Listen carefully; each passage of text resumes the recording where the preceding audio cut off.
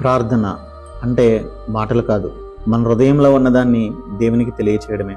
హన్న కన్నీళ్లతో ప్రార్థించింది, దేవుడు ఆమె గర్భాన్ని తెరిచాడు. దానియేలు ఎన్ని పరిస్థితుల్లోనూ ప్రార్థన ఆపలేదు, సింహాల నోళ్లను దేవుడు మోయించాడు. దావీదు ప్రతిరోజు దేవునితో మాట్లాడేవాడు, దేవుడు ఆయన్ని రాజు కింద నిలబెట్టాడు.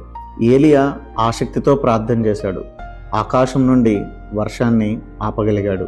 నీవు కూడా ప్రార్థనలో నిలబడితే నీవెదుర్కొంటున్న ప్రతి ఒక్క తుఫానుల నుంచి దేవుడు విడిపించి నిన్ను కూడా విజయంతో నిలబెట్టడానికి ఆయన ఇష్టపడుతున్నాడు. ప్రార్థిద్దాం, ప్రార్థనా ఫలాలను అనుభవిద్దాం. దేవుడు మిమ్మల్ని మీ కుటుంబాన్ని దీవించునుగాక. ఆమేన్.